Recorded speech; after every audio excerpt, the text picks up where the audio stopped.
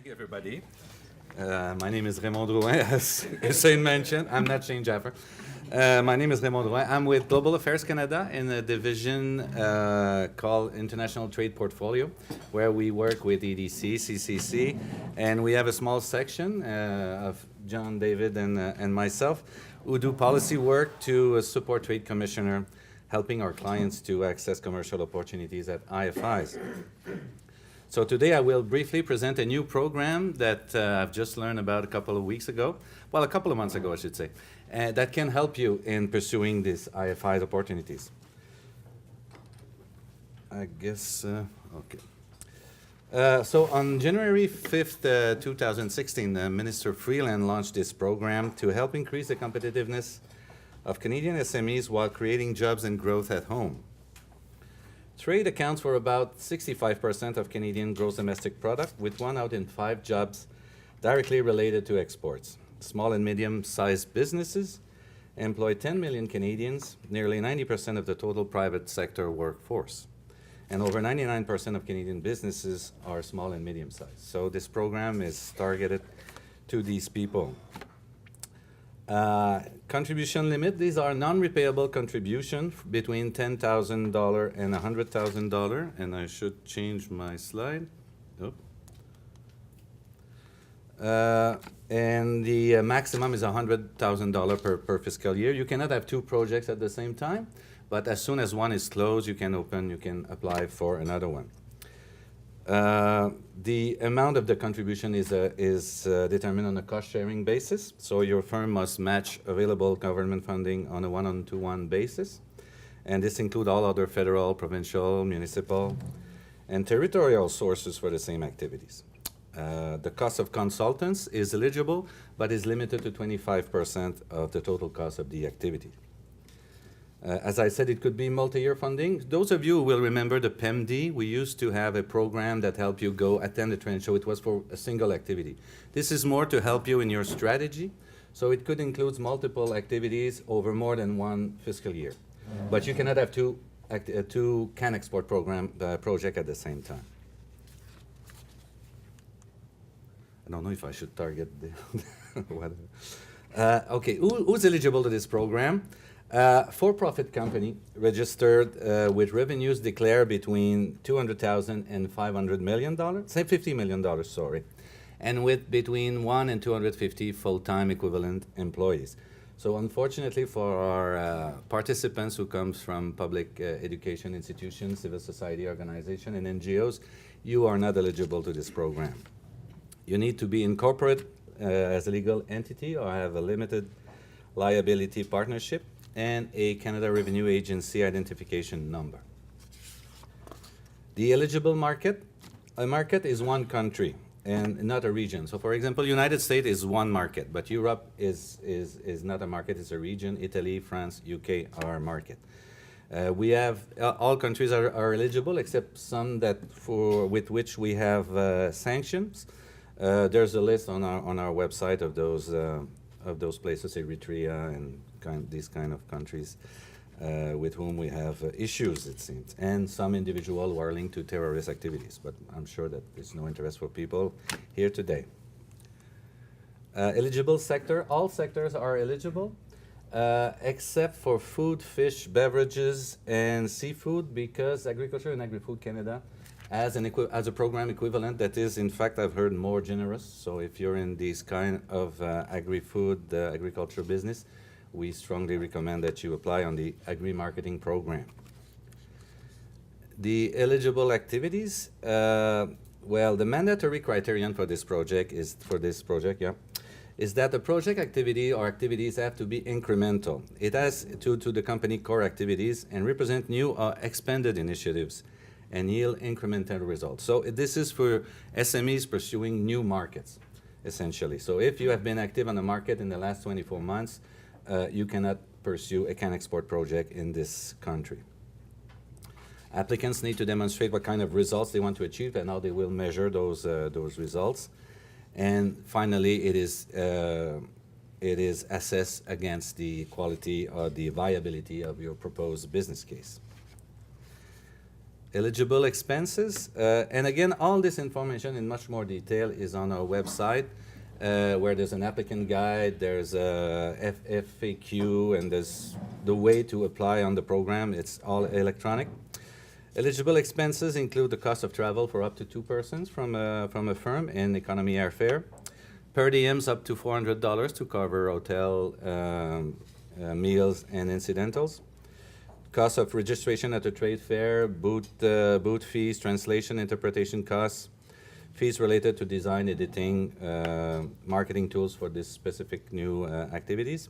Some legal fees that can be incurred by your firm in targeting the export of new products or on new market. And as I mentioned before, business consultant fees up to a maximum of 25% of the activities. What is also very interesting for you is what is ineligible expenses. So expenses that occur prior to the approved project, ongoing core operational activities, salaries and commissions, corporate overhead, capital costs, entertainment and hospitality, event sponsoring and membership fees, value-added tax, and I like this one, expenses incurred directly or indirectly by Canadian public sector employees. Preparing to apply. So as I mentioned, everything is on the website that has been set up for that at www.international.gc.ca/canexport. Everything is there, and the eligible, all your questions, even an email to contact my colleagues at on Sussex Drive who can answer the question you may have on the program. And as I mentioned also before, the main assessment criteria is that it has to be incrementality. This is a new word for me.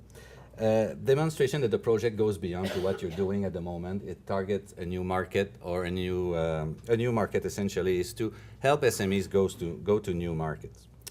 The rated criteria is the quality of your export business case. Does it make sense? Does it make sense? And the alignment with trade strategies.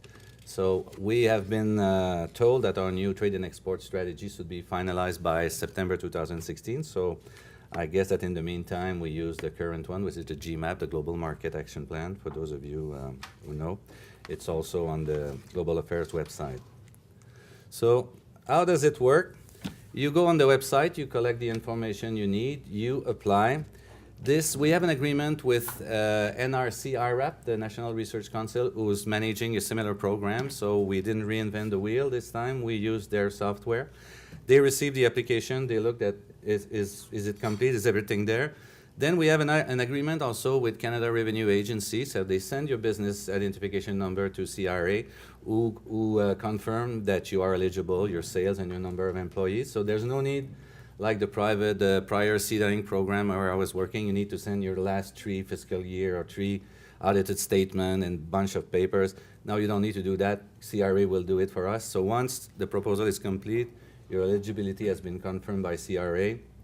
The proposal is sent to my colleagues in Ottawa, who will assess the business case, and it will answer you. We've been told that the standard procedure is between your application and the answer from my colleagues. Shouldn't take more than 25 working days. So once we approve the application, you receive an email whether you're accepted or you're notified either if it's approved or not, and if it's not, you will receive explanation why this project has not been approved. You then receive a package with a contribution agreement. You have 30 days to sign it. As soon as you sign it, the project is active, and you can begin your activities. You will also submit your claim online. As I mentioned, you can have many activities, so you don't have to wait until the end of the project to submit your claim. You might submit a claim after every activity. Again, don't send any paper. You just submit your claim, keep your receipt because you're subject to audit. And then we have been told that payment will be done within 20 working days. So that's about it at the moment. What I also want to say is I have my colleague here, Samina Qureshi, our Trade Commissioner based in Edmonton, who can be of support.